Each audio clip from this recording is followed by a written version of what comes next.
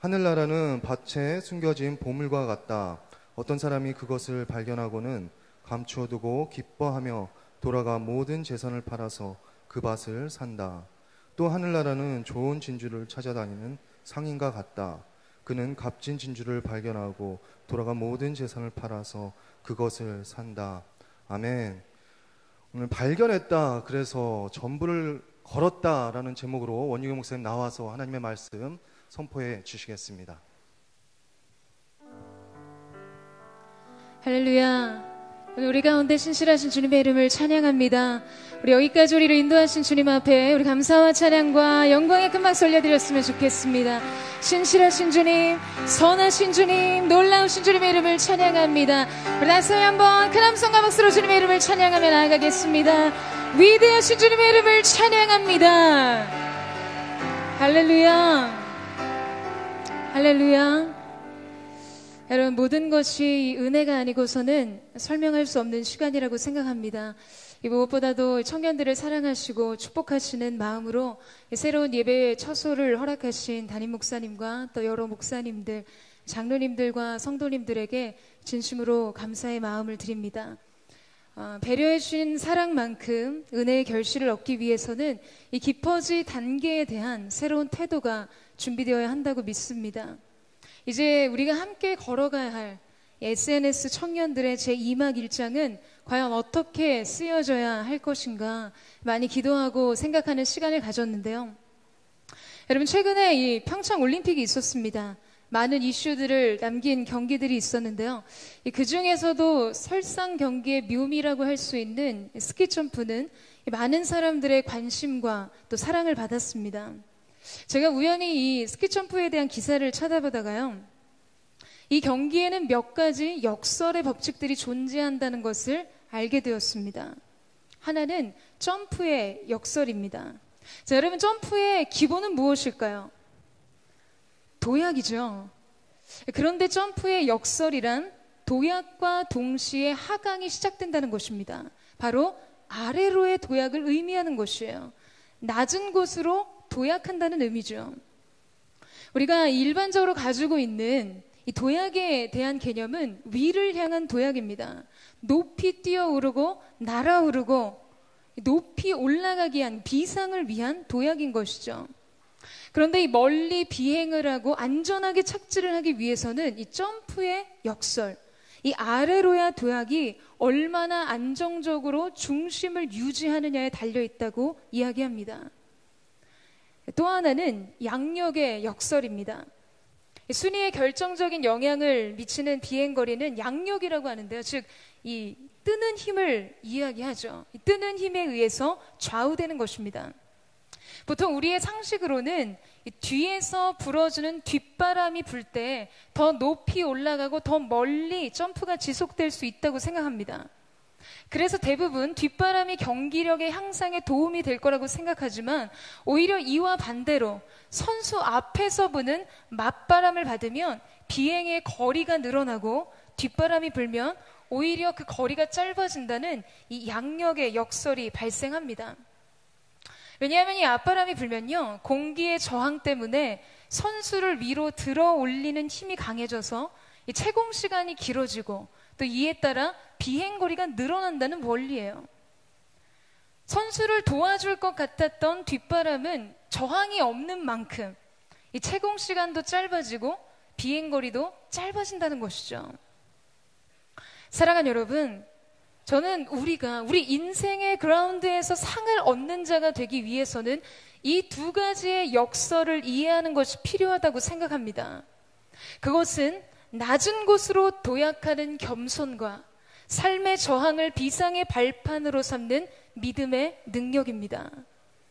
여러분, 엎드려 있는 사람은 결코 넘어질 수 없어요. 넘어질 수 없습니다. 이미 그가 엎드려 있기 때문이에요. 세상은 언제나 우리에게 이 상향성을 요구하죠. 더 위로, 더 높이 올라가라고 합니다. 그러나 성경은 오히려 누구든지 높아지려고 하면 낮아지고, 낮아지려고 할 때 하나님께서 그를 높이신다는 신앙의 역설에 대해 말해줍니다. 이것이 우리의 영혼의 점프의 역설이라는 것이에요. 또한 여러분의 인생의 맞바람을 두려워하지 마세요. 여러분 앞을 가로막는 삶의 저항과 이 고난의 장벽 앞에서 뒤로 물러서려고 하지 마십시오. 그것은 여러분의 인생의 위대한 영광스러운 비상을 위한 디딤돌이 될 것입니다. 저는 오늘 새로운 시작 앞에서 이 두 가지 영적인 역설을 통해 우리 앞에 있는 새로운 도전의 문을 열기를 원합니다. 바로 이것이 우리가 새로 쓰는 제2막 1장의 영적인 지침입니다. 사랑하는 여러분, 성령 충만하십시오. 말씀 충만하십시오. 하나님께서 우리 가운데 놀라운 승리와 기적의 역사를 이루실 줄로 믿습니다. 겸손과 믿음으로 무장해서 우리의 삶의 새로운 도약과 비상을 이루는 저와 여러분 되시기를 주님의 이름으로 축원합니다. 우리 옆에 사람에게 이렇게 한번 인사하셨으면 좋겠는데요. 낮은 곳으로 도약하십시오. 삶의 저항으로 비상하십시오. 그 놀라운 은혜가 저와 여러분 가운데 있게 되기를 주님의 이름으로 축원합니다. 우리는 계속해서 하나님의 나라에 대한 예수님의 비유를 살펴보고 있습니다. 오늘 주님께서는 두 가지 비유를 통해서 하나님의 나라와 그분의 영광을 본 사람들의 자연스러운 반응이 어떤 것인지에 대해서 가르쳐주고 계십니다. 그리고 그 진리에 대한 우리의 반응이 무엇을 반증하고 있는지를 보게 하시는데요. 우리 44절 말씀을 같이 한번 읽어보도록 하겠습니다. 44절 말씀 시작.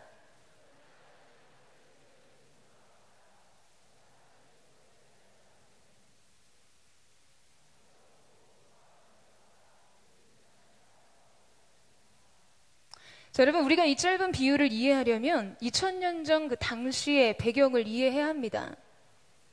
이 당시 이스라엘에서는 많은 침략과 전쟁의 본토를 휩쓸고 지나갔어요. 이런 불안한 시대적 상황 속에서 오늘날과 같이 은행이나 금융기관이 존재하지 않았기 때문에 재물이나 보물을 관리하고 가지고 있는 이 방법도 달랐습니다. 자기 집안에 이 값비싼 보물이 있으면 대부분은 이 항아리 같은 곳에 넣어서 땅에 묻어두었어요. 전쟁과 침략이 일어날 때도 재물을 가장 안전하게 보관할 수 있는 것이 바로 이 방법이었습니다. 그래서 우리가 잘 아는 것처럼 이 달란트 비유에서도 한 달란트 가진 사람이 그 한 달란트를 땅에 묻었다고 하는 것도 바로 이런 맥락에서였죠. 자, 그런데 문제는 전쟁이나 침략이 있을 경우 주인이 이 사실을 누군가에게 알리지 못하고 죽을 수 있다는 거예요. 살던 지역에서 쫓겨날 수도 있다는 것이죠. 바벨론 포로기처럼 본토에서 떠난 사람들. 그러면 아무도 보물이 있는 곳을 알지 못한 채 그냥 그 보물을 땅에 묻어버리고 마는 거예요. 이런 일들이 당시에는 종종 있었습니다. 그렇게 많은 시간이 흘러갔어요. 그러던 어느 날 이 한 소장농이 밭을 갈고 있었습니다. 자기 밭이 아니었다는 것은 그가 넉넉한 형편이 아니었다는 것을 말해주는 것이죠. 남의 밭을 빌려다가 농사를 짓기 위해 쟁기질을 하는데 그 순간 무언가가 턱 하고 쟁기 끝에 걸리는 것을 느낍니다. 아무 생각 없이 밭을 파보았더니 보물이 들은 항아리가 나온 거예요. 할렐루야. 남의 일이라고 감동 별로 없으시죠? 지금까지의 삶과 앞으로의 삶의 경계가 나눠지는 순간이었어요. 만약 이 보물이 자신의 것이 된다면 그의 삶은 완전히 달라지는 것이었습니다. 지난 힘들었던 시간을 보상받을 수 있었어요. 자, 여러분 상상해 보세요. 이 사람의 마음이 얼마나 뛰었겠습니까?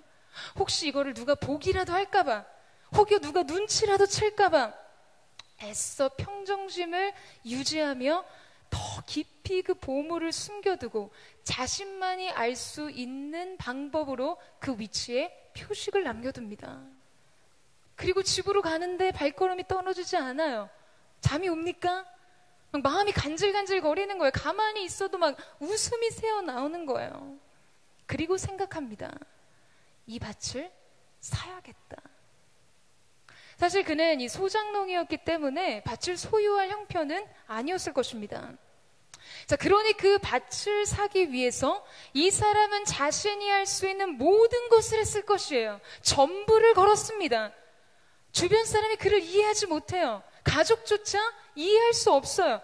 아니, 대체 왜 이러는 거냐? 지금 형편에 이 상황에서 밭을 산다는 게 말이 되냐?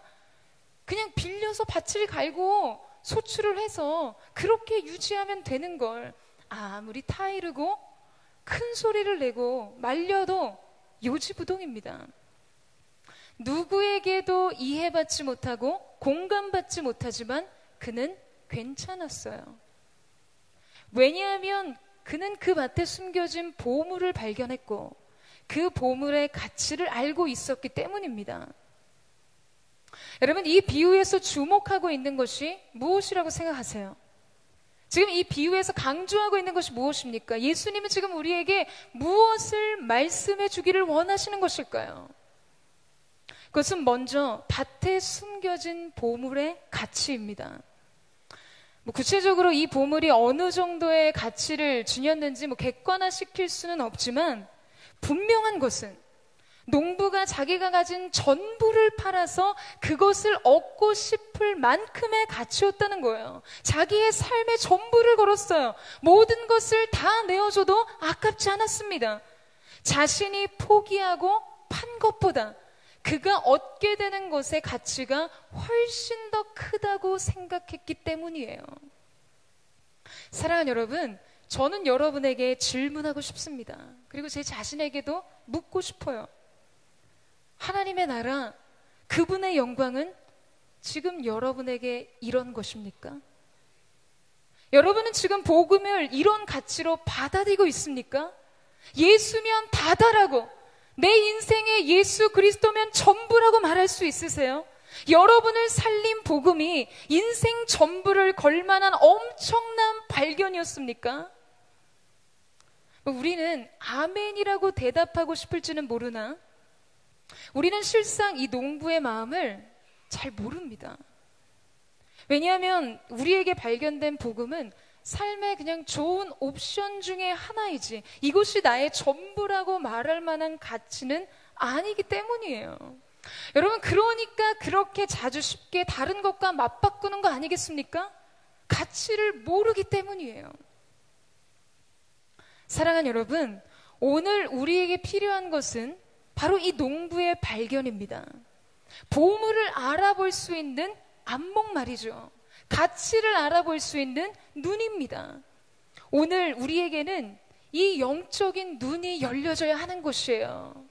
여러분, 여러분에게 영적인 그 눈이 열려지는 은혜가 있게 되기를 주님의 이름으로 축복합니다. 제가 엊그제 집에 있는데요.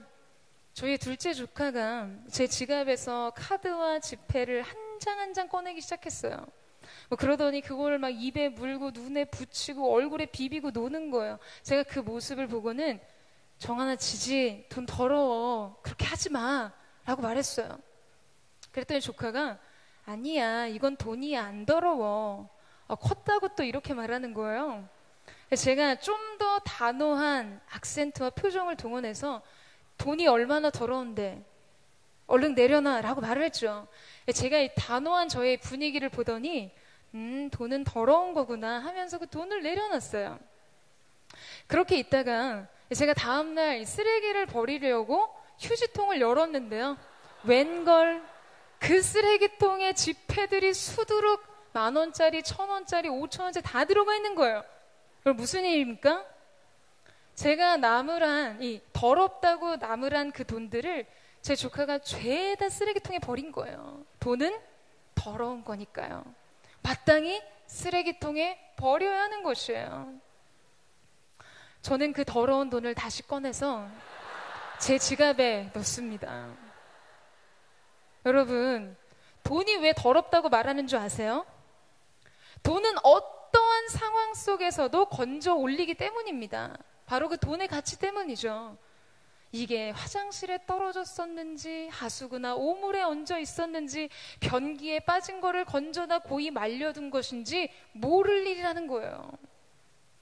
공감되시죠? 여러분, 변기에 떨어진 5만 원권 휴지 버리듯 물 내리시겠어요?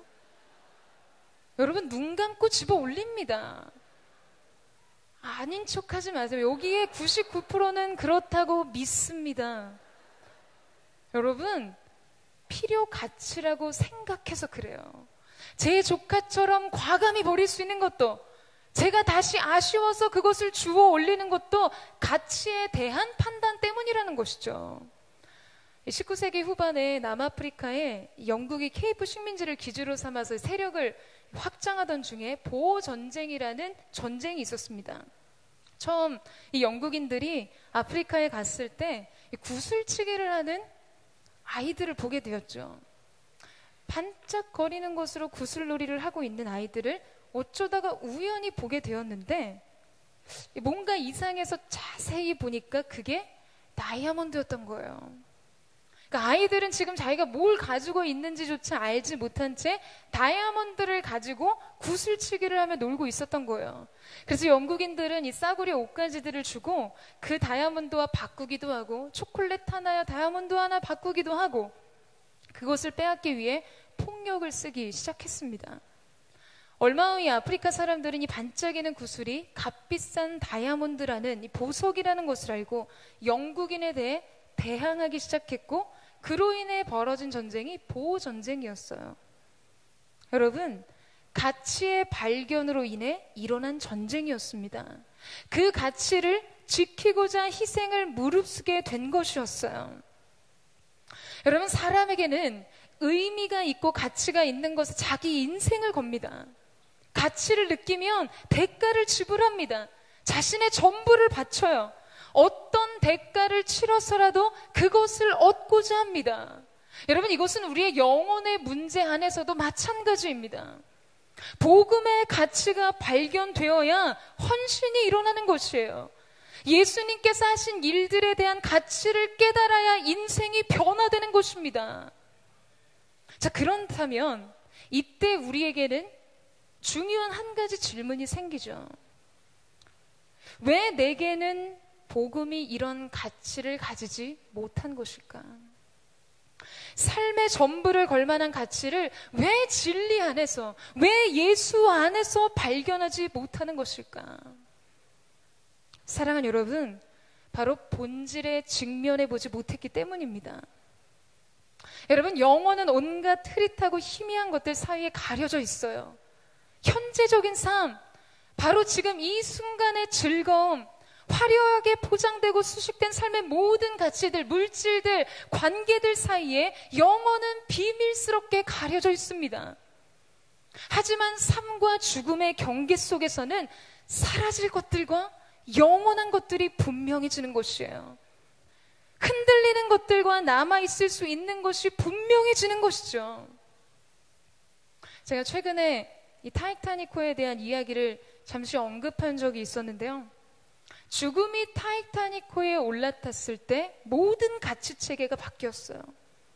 생명과 죽음이 첨예하게 나눠지는 순간, 사람들은 그동안 자신들이 집착하고 목말라 했던 세속적인 모든 것은 그냥 무용지물이 된다는 것을 알게 됩니다. 돈, 명예, 지위, 지식, 힘, 이런 것들은 생명의 문제 앞에서는 아무 의미가 없어진다는 것이에요. 이런 것들로 인해 인생의 문제가 해결되거나 개선될 수 없다는 것을 알게 됩니다. 그래서 사람들은요, 이런 사건과 상황 속에서 자기 인생을 다시 배우고 다시 쓰게 되는 거예요. 아, 내가 지금껏 인생을 어떻게 살아왔던가 깨닫게 됩니다. 그래서 가장 중요한 것을 찾고 붙들게 되는 것이죠. 그런데 우리는 많은 경우 우리의 삶을 지탱하는 결정적인 본질과 마주하지 못한 채 비본질적인 것들로 그 자리를 대신하고 채우며 위로받으며 살아갑니다. 물질이 그분의 주권을 대신합니다. 관계가 그분의 위로를 대신해요. 명예가 그분의 상급을 대신하는 것이에요. 여러분, 이러한 것들이 우리의 삶에 채워지면요, 영혼은 더욱 멀어집니다. 천국은 그저 먼 죽음 너머로 물러나는 것이에요. 우리가 구하는 예수는 삶의 결핍으로부터만 존재할 이유를 찾게 되는 것이죠. 그러니까 발견이 안 되는 거예요. 그러니까 알 수가 없는 것이에요. 그러니까 우리 안에 여전히 복음은 관념적인 것입니다. 삶의 안개와 같은 것들을 걷어내지 못해요. 여러분, 그 가치를 대체할 만한 다른 대상이 너무 많기 때문입니다. 굳이 그게 아니어도 살만하고 채워지고 유지가 되고 만족을 누리니까요. 재작년이었던 것 같아요. 빌립보서 강해를 하면서 저는 바울의 고백이 너무 어려웠어요. 살든지 죽든지. 아니, 은혜를 받으려고 해도, 이 은혜를 청년들에 전하려고 해도 너무 어려운 거예요. 우리의 삶은 햄릿의 독백과 같이 사느냐 죽느냐 그것이 문제로다. 우리의 삶은 정말 사는 것이 문제인 삶을 살아갑니다. 죽는 것이 문제인 삶을 살아요. 그런데 이분은 지금 사는 것도 죽는 것도 상관이 없다는 거예요. 예수님 때문에. 분명 같은 예수님을 믿고 같은 예수를 따른다고 하는데 대체 이 고백의 차이는 무엇일까? 정말 많은 고민을 했어요. 왜 바울은 이렇게 극단적인 고백을 하면서 자기의 신앙을 말하는 것일까요? 예수님에 대한 자기의 삶의 고백을 하면서 굳이 살든지 죽든지라는 이 극단의 고백을 가지고 자기 신앙을 고백하는 것일까요? 사랑하는 여러분, 그가 생애 그 극단에 서보았기 때문입니다. 삶을 결정하는 본질과 직면해 보았기 때문이에요. 사는 것과 죽는 것 사이에 서보니 가장 중요한 한 가지만 남더라는 것입니다. 그것이 무엇이겠습니까? 예수 그리스도. 변하지 않고 변할 수 없는, 흔들리지 않고 흔들릴 수 없는 진정한 본질의 가치. 그러니 나는 예수를 얻고 그 안에서 발견되려 한다. 나는 그 진리로 삶과 죽음을 이기겠다고 하는 것입니다. 그것을 초월하겠다라고 이야기하는 것이에요. 여러분, 우리에게 삶과 죽음은요, 마치 보화를 얻기 위해 농부가 전 재산을 판 그 전 재산처럼, 그 전부처럼 우리의 인생의 가장 중요한 전부일 것입니다. 그런데 삶으로도 죽음으로도 이길 수 없는 예수 그리스도. 그래서 예수로 살고 예수로 이기는 것이에요. 여러분, 우리가 이러한 생의 본질에 직면하면 가장 가치 있는 것이 무엇인지를 발견하게 될 것입니다. 저는 오늘 저와 여러분 가운데 우리 눈을 가로막던 영적인 비닐이 벗겨지고 우리의 삶의 밭에서 숨겨진 보화를 발견하게 되는 거룩한 은혜가 있게 되기를 주님의 이름으로 축원합니다. 여러분, 영혼의 본질의 문제에 직면하세요. 하나님 앞에서 우리의 삶에 결코 흔들릴 수 없고 결코 사라지지 않는 가치를 발견하는 저와 여러분 되시기를 주님의 이름으로 축복합니다. 자, 한 가지 더 보고 싶은 것이 있는데요. 44절 말씀을 한번 다시 보시겠어요? 우리 다시 한번 읽어보겠습니다. 시작.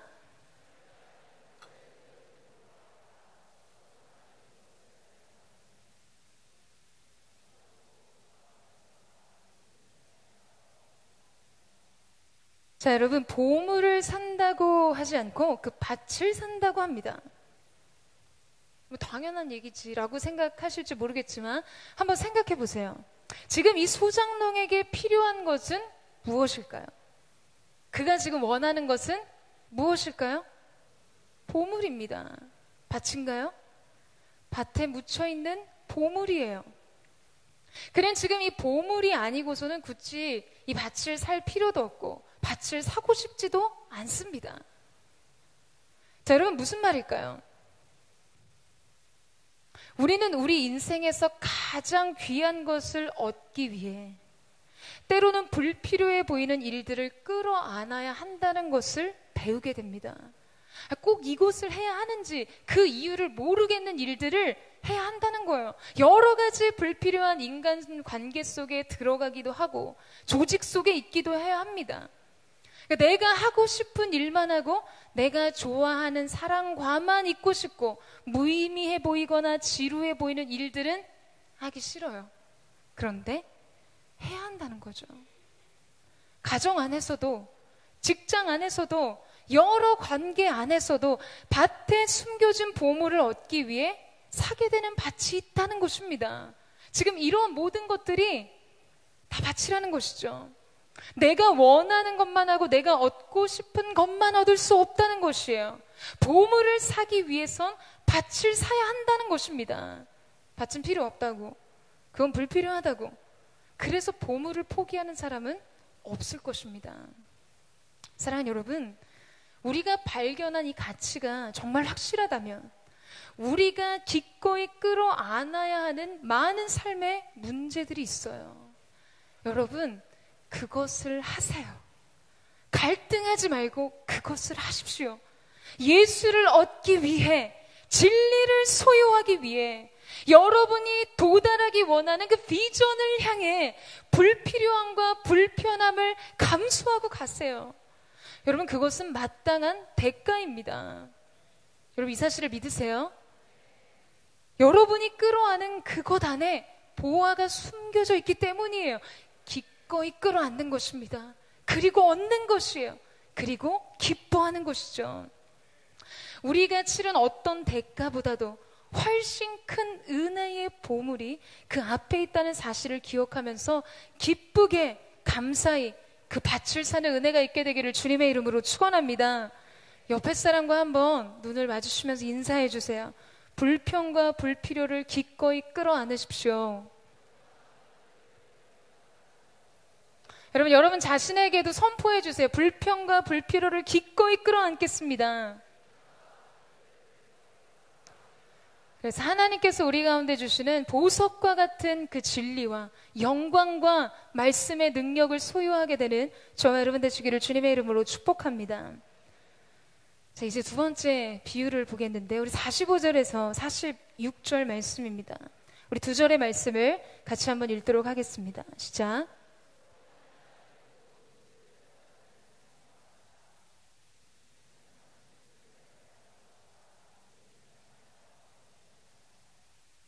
여러분, 밭에 숨겨진 이 보물의 비유와요, 이 진주를 찾아다니는 상인의 비유에는 공통점과 차이점이 있습니다. 이 두 비유의 공통점은 엄청난 가치를 지닌 보물과 진주를 발견해서 자신의 전 재산을 팔아 그것을 산다는 것이고요. 그리고 차이점은 그 보물을 발견하게 되는 방법입니다. 밭에 숨겨진 보물을 그것을 말하는 비유는 이 발견의 우연성을 가지고 있지만, 진주를 찾아다니는 상인은 그것을 얻고자 찾고 구했어요. 좋은 진주를 얻기 위해 많은 시간과 노력을 기울였다는 이야기이죠.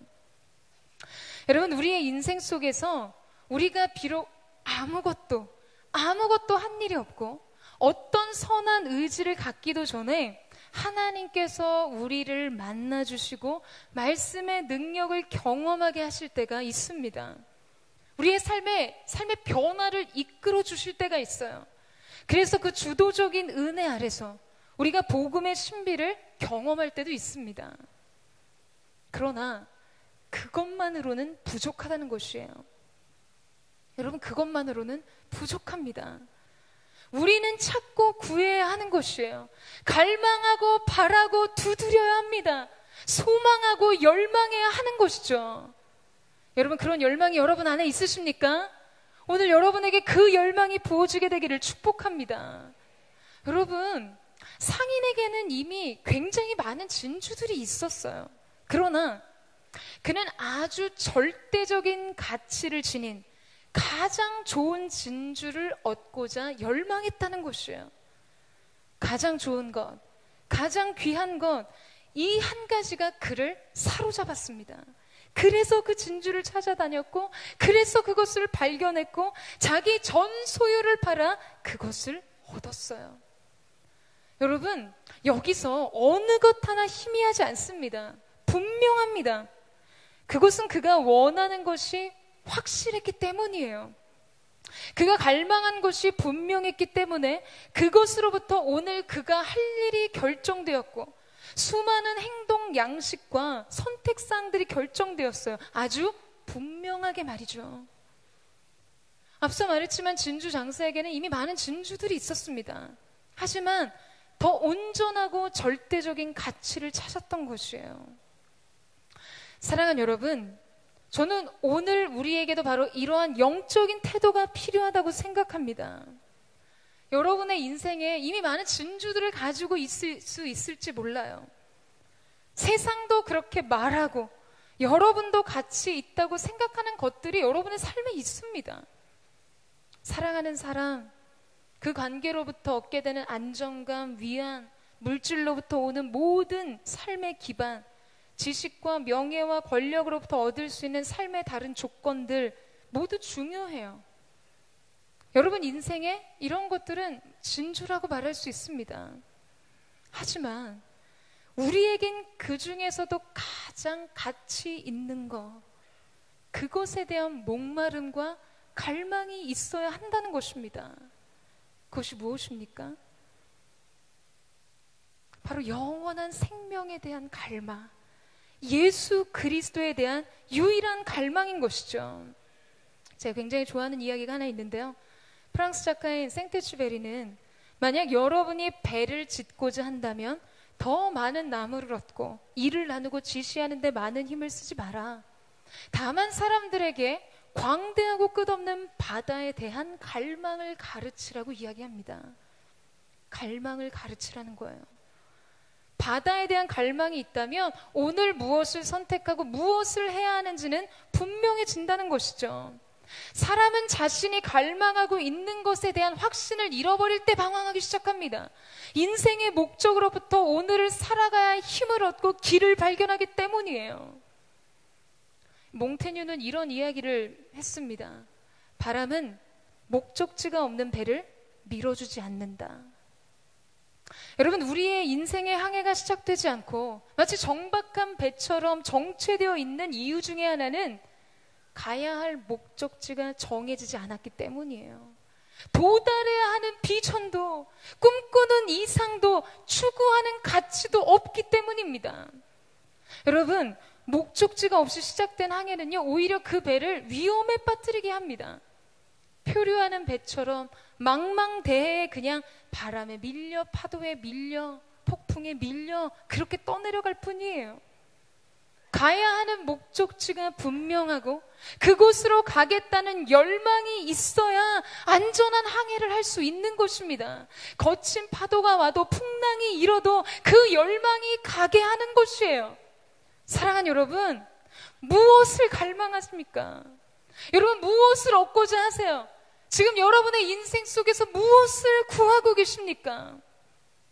저는 눈부신 청년의 때, 우리의 젊음의 시절에 우리가 받을 수 있는 가장 위대한 가르침은 갈망을 배우는 것이라고 믿습니다.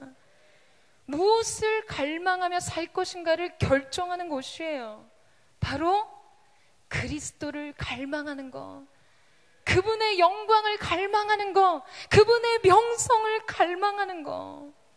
가장 좋은 진주를 찾아 나섰던 상인처럼 우리 인생 최고의 가치인 그리스도를 발견하고 그분을 얻고 우리도 그 안에서 발견되고자 하는 이 열망을 배우는 것입니다. 사랑하는 여러분, 그러면 인생의 길은 분명해져요. 그러면 모든 선택은 단순하고 쉬워집니다. 이 시대를 살아가는 청년들의 문제가 무엇인가? 가장 좋은 가치를 위한 열망이 없다는 것이에요. 어디서나 쉽게 보고 구할 수 있는 세상의 진주에 만족한다는 것입니다. 고상한 영혼의 가치에 대한, 진리에 대한 목마름이 없어요. 여러분, 찾고 구하고 두드리지 않습니다. 그러니 인생의 가장 좋은 진주를 얻지 못하는 것입니다. 사랑하는 여러분, 저는 오늘 저와 여러분이 정말 가장 좋은 진주를 찾는 이 상인의 열망처럼 주님의 나라와 그분의 영광과 그 진리의 비밀을 소유하는 그곳을 향한 갈망이 우리 가운데 있게 되기를 주님의 이름으로 축원합니다. 우리가 이 갈망을 배운다면 우리는 우리 자신의 변화를 받아들일 수 있을 뿐만 아니라 스스로 그 변화를 이끌어낼 것입니다.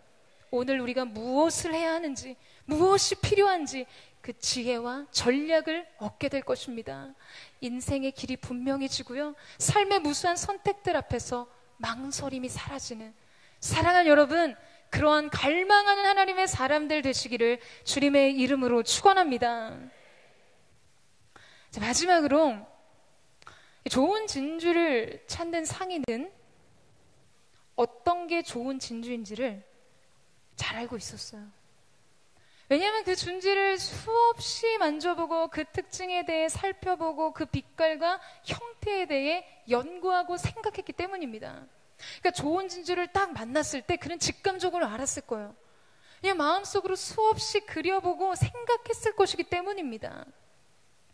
사랑하는 여러분, 갈망하는 사람들에게는 새로운 세계에 대한 감각이 열립니다. 우리가 흔히 기름 부으심이 있다고, 임재가 있다고. 여러분, 대체 그 기준은 무엇입니까?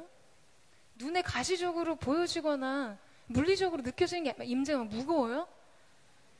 기름 부으심이 막 기름처럼 툭 떨어집니까? 눈에 보이거나 우리가 체감할 수 있는 물리적인 힘으로 느껴지지 않습니다. 그럼에도 불구하고 우리가 그것을 안다고요. 우리가 그것을 분명하게 느낍니다. 어떻게 그렇습니까? 그것을 바라고 소망하고 갈망했기 때문이에요. 그러면 그 세계에 대한 감각이 열리게 되는 것이에요. 하나님의 음성을 어떻게 듣습니까? 음성을 듣고자 하기 때문이에요. 안테나가 세워지면 전파는 수신되게 되어 있습니다. 물론 시간이 걸리겠죠. 이 진주 상인도 처음부터 알았던 것은 아니었을 거예요. 많은 시간과 많은 관찰과 많은 경험이 쌓였을 것입니다. 기다리고 또 기다리는 시간이 있었을 거예요. 그렇지만 여러분, 그 시간이 쌓이면 열리게 됩니다. 눈이 열리고 감각이 열리고 지식이 열리고 그로 인해 그 진주를 얻을 기회가 열리는 것이에요. 사랑하는 여러분, 주님의 깊은 임재 안으로 나아가세요. 말씀 속에 잠기고 그분의 사랑 안에 거하십시오. 거하되 오래도록 거하세요.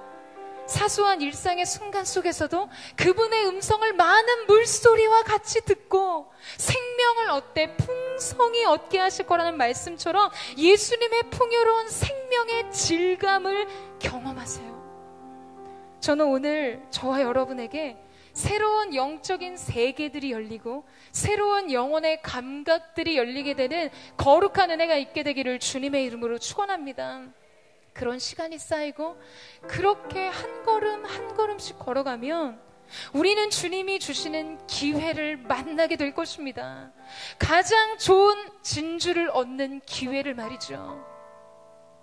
가장 풍성한 생명, 가장 풍요로운 은혜, 가장 온전한 사랑과 가장 완전한 성취를 만나게 될 것입니다. 저는 오늘 하나님의 은혜를 갈망하고 사모하는 저와 여러분이 밭에 숨겨진 보물과 우리 인생의 가장 진귀한 가장 좋은 진주를 발견하는 그 은혜가 있게 되기를 주님의 이름으로 축원합니다.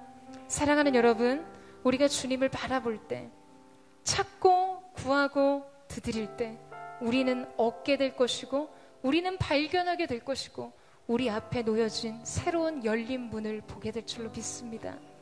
오늘 우리가 그 하나님 앞에 이 마음을 드리며 나아갈 때 우리의 마음의 고백을 주 앞에 드리기를 원합니다. 사랑하는 주님, 이 모든 것이 우리의 어떤 결단과 이성적인 지적인 동의에서 이루어질 수 없음을 주 앞에 고백합니다. 우리가 우리의 삶의 본질과 직면하고 두려움 없이 우리가 그 본질과 직면할 때 결코 흔들릴 수 없는, 흔들리지 않는, 사라지지 않고 영원한 것의 가치, 그리스도 예수 안에 있는 진리의 가치를 발견하는 하나님의 사람들이 될 수 있도록 주님 도와주십시오. 그곳을 향한 갈망을 부어주십시오. 그곳을 향한 열망을 부어주십시오. 우리 그만 고백하며 함께 찬양하며 주님 앞에 나아가겠습니다. 목마른 사슴 쉬는 물을 찾아 헤매이듯이 내 영혼 주를 찾기에 갈급하나. 우리 다시 한번 고백하며 나아갑니다. 목마른 사슴, 목마른 사슴 쉬네 물을 찾아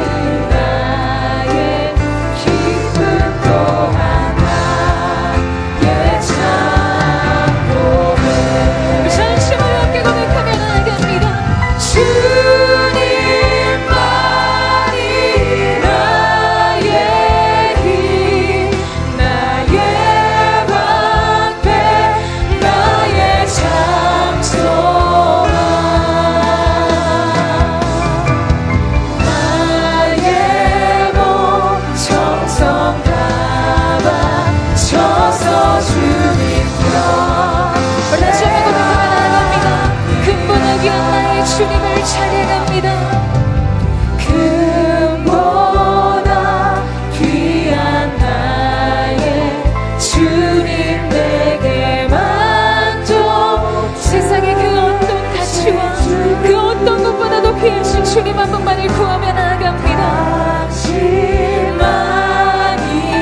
나의 기쁨 또한 나의 장고백. 당신만이 주님만이 나의 힘, 나의 방패, 나의 장소망, 나의 몸 정성 다 바쳐서 주님 곁. 전신을 한번 더 고백하며 나아갑니다.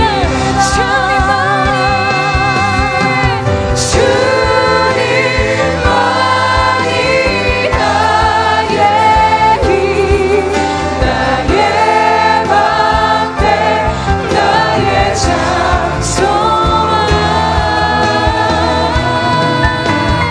나의 몸 정성 다 바쳐서 주님 곁. 우리 마지막으로 고백할 때 우리 거룩한 손을 높이 들고 주님만이 나의 힘. 주님 그렇습니다. 우리의 힘과 우리의 소망이 되시는 주님을 바라보며 나아갑니다. 주님 우리 가운데 임재하여 주시옵소서.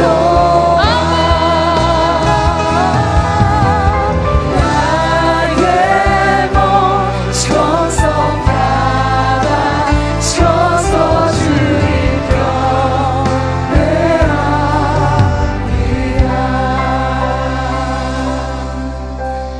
나의 몸 정성 다 바쳐서 주님 경배합니다.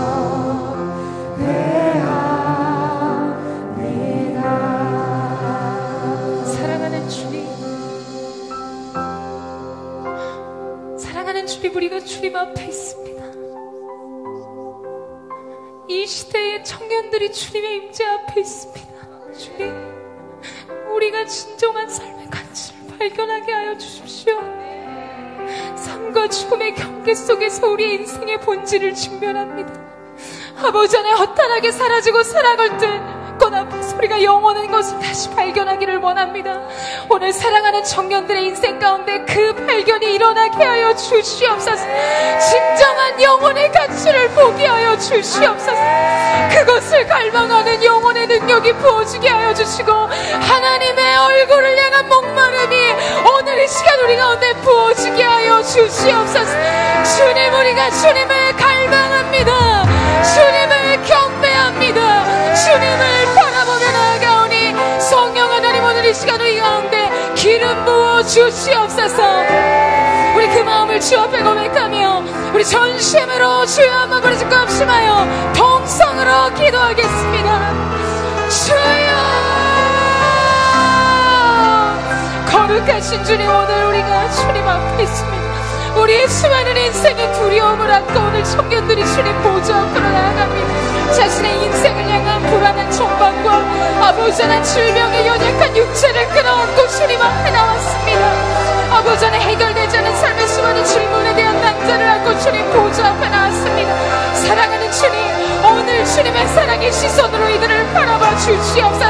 한 사람도 인생의 답이 없이 그냥 돌아가지 않게 하시고 오늘 주님을 갈망하는 심령으로부터 주님의 가시는 놀라운 일들이 각 사람 가운데 풀어지는 은혜가 있게 하여 주시옵소서. 주님, 우리가 그런 삶을 살기를 원합니다. 우리 밭에 감추어진 숨겨진 보물을 발견한 사람의 마음, 그 뛰는 가슴으로 주님의 나라를 향해 달려가는 하나님의 사람들이 되기를 원합니다. 우리의 전부를 걸어 그 나라와 영광을 위해 살 수 있는 하나님 그 놀라운 은혜와 직면하게 하여 주십시오.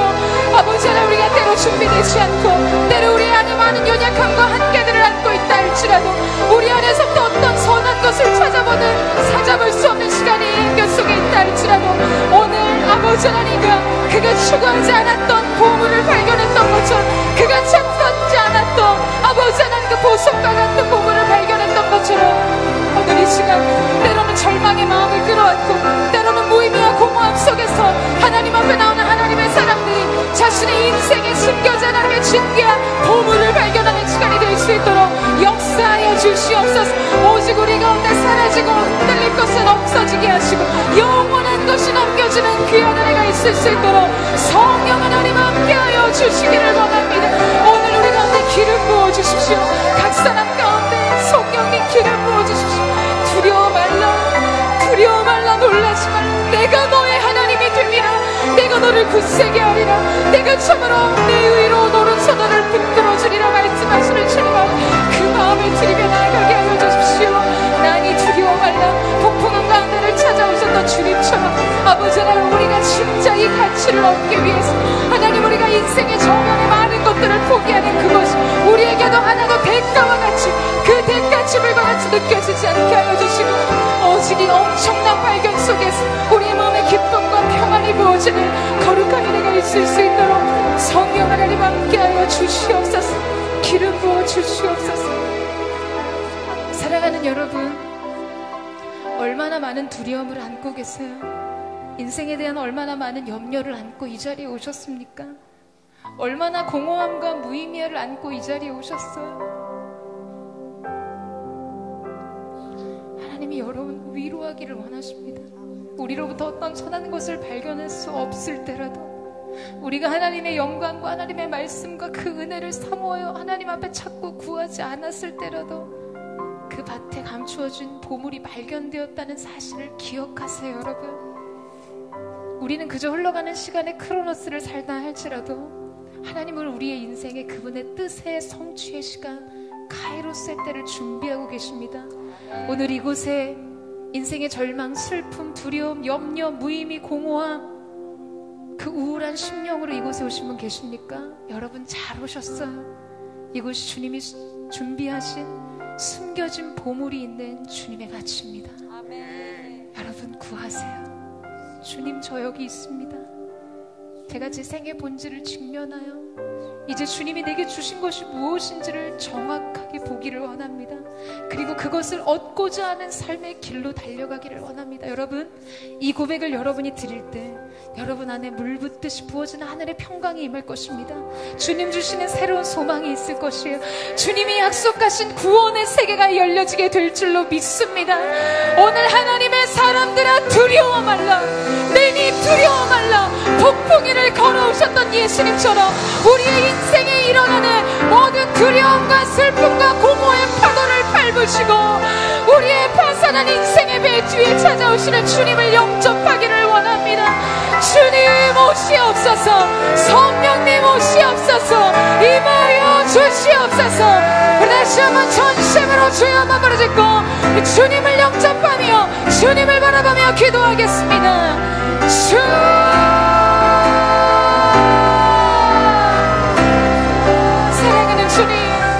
우리가 주님과 함께 일어나기를 원합니다. 우리가 주님과 함께 일어나기를 원합니다. 아버지 하나님, 각 사람 마음속에 하나님을 바라보는 갈망하는 새 마음이 부어질 수 있도록 도와주시고 하나님의 일하심에 드러나는 귀한 은혜가 있을 수 있도록 성령 하나님 함께하여 주십시오. 위로의 성령이여 기름 부어주시고 이들의 인생의 삶의 목적과 방향이 새로워지는 거룩한 은혜가 있게 하여 주시옵소서.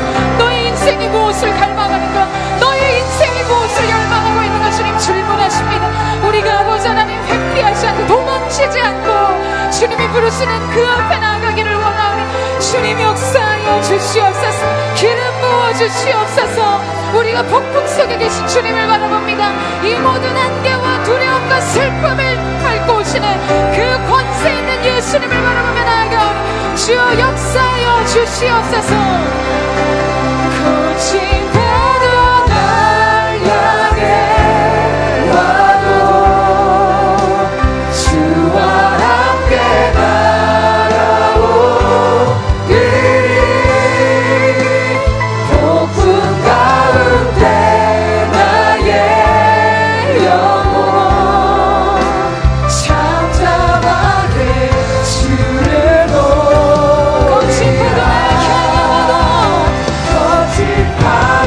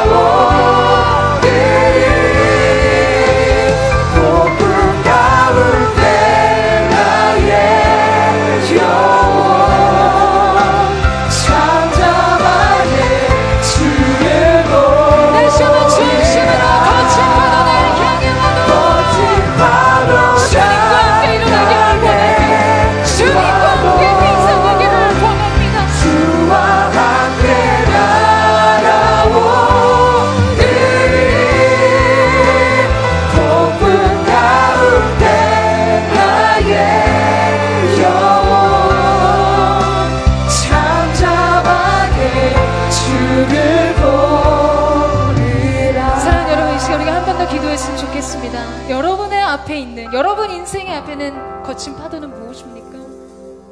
높은 풍랑은 무엇입니까? 여러분, 우리의 인생 속에서 우리가 기대하는 삶이란, 우리가 기대하는 은혜와 축복이란 저항이 없는 삶, 장애물이 없는 삶, 우리를 방해하는 장벽이 없는 삶을 꿈꿉니다. 그러나 여러분, 그런 인생은 단 하나도 없어요.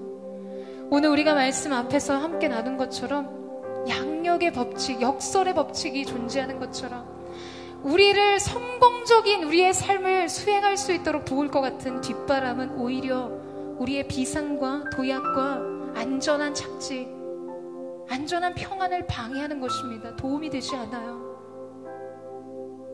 그러나 양력의 역설의 법칙과 같이 우리를 가로막는 이 거친 파도, 거친 바람, 우리 앞을 가로막는 장벽, 뛰어넘을 수 없는 것 같은 한계, 이미 결정지어진 연약함, 이 모든 사실, 사랑하는 여러분, 이것으로 인해 우리는 도약하고 비상하게 될 줄로 믿습니다.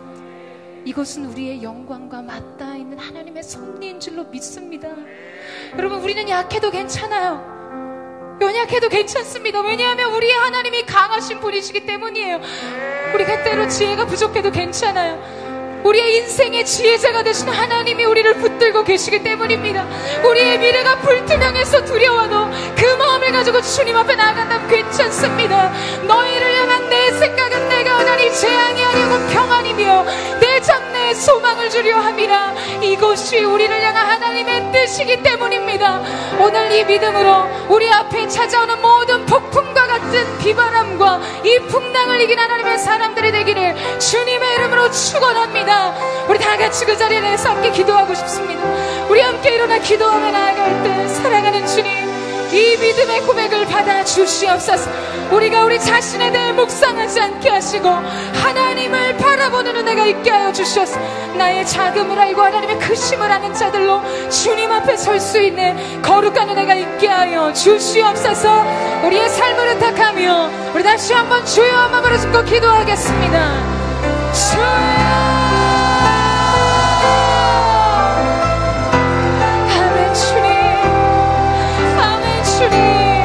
우리의 삶에 찾아왔던 그 모든 것, 주님의 은혜로 우리가 이 모든 것을 듣고 일어서기를 원합니다.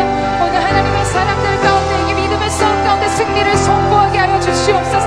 너희의 싸움은 혈과 육에 대한 것이 아니요 정상화 권세와 이 어둠의 세상 주관자들과 악의 영들의 대함이라고 말씀하셨사오니 그 놀라우신 은혜, 영적 승리를 선포하며 하나님의 영광을 보는 자들이 되게 하여 주시옵소서.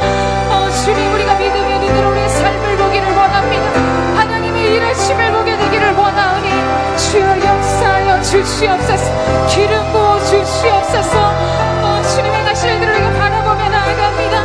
성령 하나님 우리를 붙들어 주시고 위로의 성령으로 기름 부어 주시옵소서. 주 나를 겨산 위에 세우네.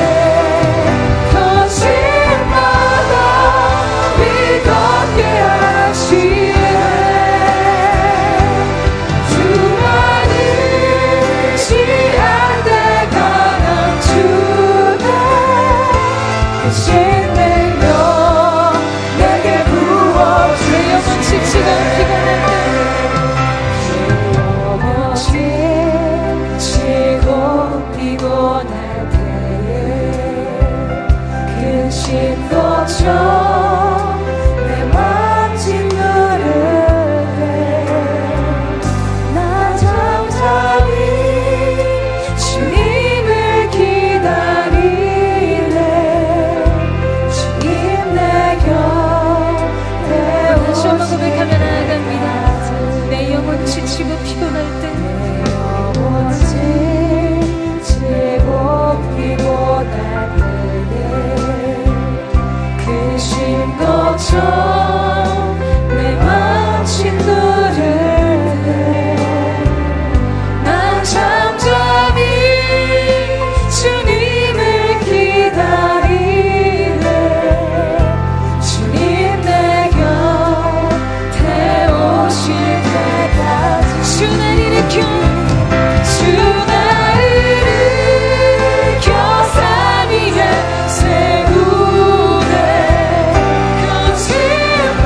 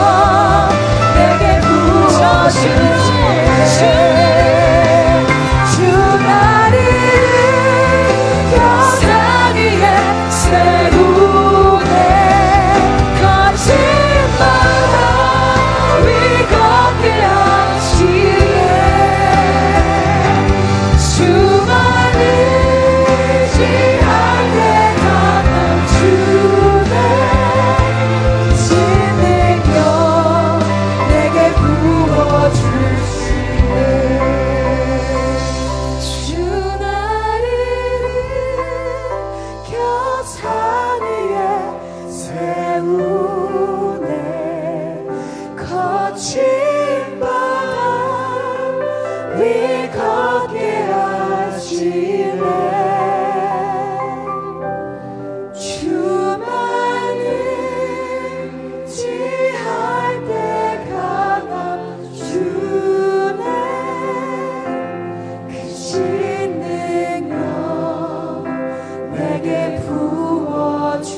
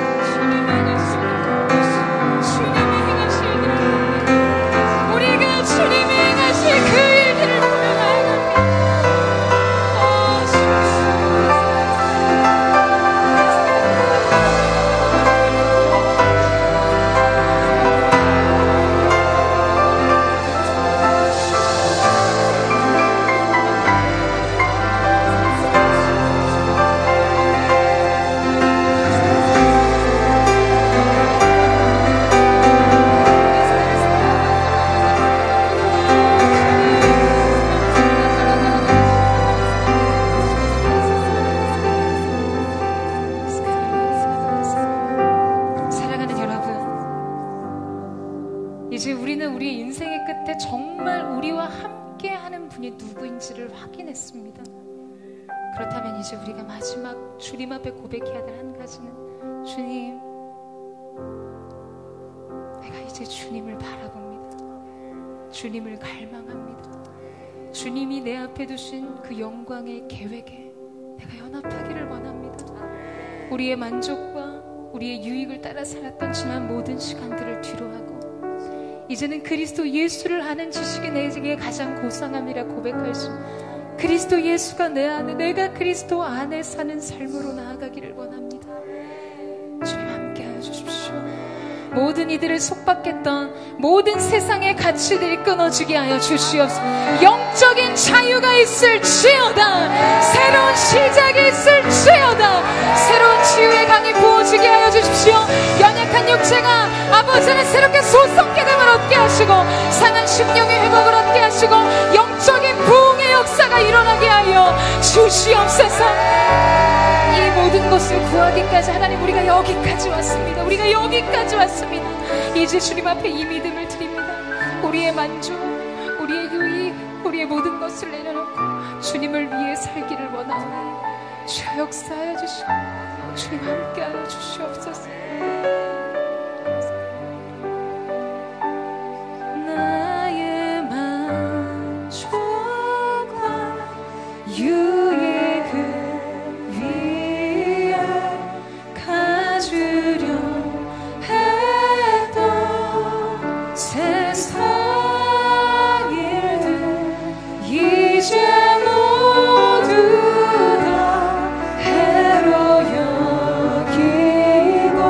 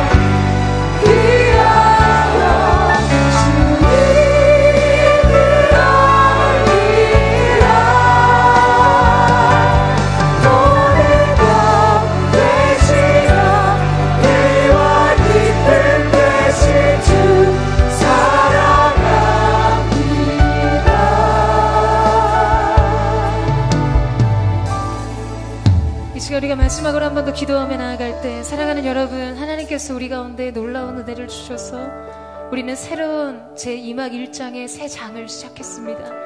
이 모든 결정 속에 청년들을 사랑하고 축복하는 마음으로 배려해 주신 목사님과 장로님들, 많은 성도분들, 하나님, 우리가 그때 감사하는 마음을 가지고 이제 우리에게 맡겨진 한 가지 숙제를 감당할 수 있는 은혜가 있기를 원합니다. 10만 대청의 꿈과 비전을 향해 1만의 예배자들이 땅끝을 향해 나아가는 이 거룩한 꿈에 거룩하신 주님 우리를 세워주시옵소서. 이 시대를 파수하는 성벽 위의 파수꾼과 같이 우리가 그렇게 이 시대를 깨우는 거룩한 부흥의 불꽃이 되게 하여 주시옵소서. 주님의 불이 임하셨지만 태울 것이 없어서 소멸하지 않도록 우리가 그 제단 안에 거룩한 땔감으로 우리의 삶을 드리기를 원합니다. 주님의 영광을 위해 전 인생을 주 앞에 드리기를 원하오니 거룩하신 주님 받아주시고 역사하여 주시옵소서. 10만 대청의 비전, 10,000명의 예배자가 땅끝을 향해 나아가기를 원하오니 주여 기름 부어 주시옵소서. 새로운 부흥의 시대가 열려지게 하여 주시옵소서. 우리 전심으로 주여 세 번 외치고 우리 합심한 청년 부흥을 하나님 손에 탁하며 기도하겠습니다.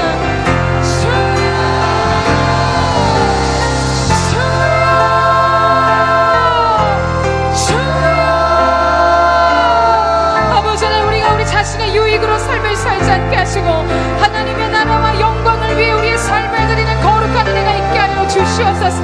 하나님의 비전의 사람들이 일어나게 하시고 꿈꾸는 세대가 일어나게 하시고 기적의 세대가 일어나게 하여 주시옵소서. 이 한국 땅이 한국교회 가운데 거룩한 부흥의 새 불꽃을 점화할 수 있는 하나님의 사람들로 기름 부어주시고 한 사람이 천을 쫓고 두 사람이 만을 쫓듯 우리의 청년들이 그렇게 이 시대의 일들을 감당할 수 있도록 이 시대의 사명을 감당하는 하나님의 사람들이 될 수 있도록 성령 하나님 함께하여 주시옵소서. 우리의 삶을 드립니다. 우리의 꿈을 드립니다. 우리의 생명을 드립니다. 주님의 영광을 위하여, 주님의 영광을 위하여 우리의 생의 전부를 주 앞에 드리기를 원하오니 주여 역사하여 주시옵소서. 우리의 슬픔도 우리의 눈물도 우리의 두려움도 주 앞에 드립니다. 오직 하나님으로부터 평안과 은혜를 얻게 하여 주시고 오늘 한 사람 한 사람 하나님의 강건케 하시는 성령의 능력으로 말미암아 새롭게 일어나게 하여 주십시오. 생기가 사망에서부터 다시 살게 할지어다. 에스겔의 마른 뼈들이 일어나는 군대로 일어나는 환상을 보게 하여 주시옵소서. 아버지 하나님, 청년 세대가 꿈을 꾸고 하나님 앞에 새 시대를 열어가는 믿음의 사람들이 될 수 있도록 우리가 거룩한 성결의 영으로 겸손과 사랑으로 동이고 주님 부르시는 사명을 쫓아 나아갈 수 있도록 주님 역사하여 주시옵소서. 특별히 아버지 하나님, 청년 공동체를 배려하시고 결정하시는 모든 교회 리더십들 가운데 하나님 함께하여 주시고 아버지 하나님 온도리 교회를 통해 한국교회 가운데 하나님께서 행하자고자 하시는 그 놀라운 역사가 나타날 수 있도록 이 교회 가운데 하나님 기름 부어주시고 담임 목사님께서 말씀을 선포하실 때마다 그 말씀이 거룩하신 능력, 권세 있는 예수의 말씀으로 대언되게 하여 주시옵소서. 아버지 하나님 기름 부어주십시오. 새로운 세대가 일어나게 하여 주십시오. 청년 부흥의 새 역사를 쓰게 하여 주시옵소서. 그렇게 가신 주님의 이름을 찬양합니다. 사랑하는 주님, 우리의 눈물도 우리의 슬픔도 우리의 두려움도 우리의 기쁨도 우리의 영광도 모두 주님께 드리기를 원합니다. 우리가 그 거룩한 하나님 나라의 비밀을 발견한 사람들로, 그 영광스러운 가치를 본 자들로, 예수 안에 있는 생명을 누리는 자들로 이제 우리가 그렇게 우리의 전부를 주 앞에 드리기를 원합니다. 그것을 온전히 소유하기 위해 그렇게 우리의 인생을 드리기를 원합니다. 더 나아가 하나님께서 오늘의 교회 대학 청년부 가운데 주신 10만 대청의 비전, 5,000명의 멘토 그룹, 아버지 하나님 열방을 향해 가는 이 꿈을 꾸기를 원합니다. 주여 기름 부어주시고 1만 명의 선교사들이 세워지게 하여 주시고 하나님께서 다음 세대를 예비하게 하시는 거룩한 이 나라와 민족의 그루터기와 같은 젊은 세대들이 주님께로 돌이켜 돌아와 주님이 나의 진정한 영혼의 가치가 되신다고, 내가 주님을 위해 살기를 원한다고 고백하게 되는 거룩한 은혜가 있게 하여 주시옵소서. 오늘 주님 앞에 물질을 드립니다. 이 물질이 쓰임받는 곳에 하나님의 나라가 확장되게 하시고 하나님의 영광이 드러나는 거룩한 은혜가 있을 수 있도록 주님 우리 가운데 역사하시고 기름 부어주시고 드려진 손길 가운데 함께 하셔서 하늘의 신령한 복과 이 땅의 기름진 복으로 채우시는 주님의 놀라우신 은혜가 있게 하여 주시옵소서. 이제는 우리 구주 예수 그리스도의 은혜와 우리 하나님 아버지의 무한 극진하신 사랑하심과 성령의 감화 감동 교통케 하시며 충만케 하신 은혜가 오늘 하나님께서 제2막 1장의 새로운 청년 부흥의 문을 열게 하시고 하나님 앞에 자신의 인생의 전부를 주 앞에 드리고자 열망하는 사랑하는 SNS 공동체 믿음의 청년들, 이들의 심령과 가정과 손의 수고 위에 이 땅의 모든 교회 위에 열방 가운데 복음을 선포하시는 선교사님들 위에 이제부터 영원토록 함께 하시기를 간절히 축원하옵나이다. 아멘.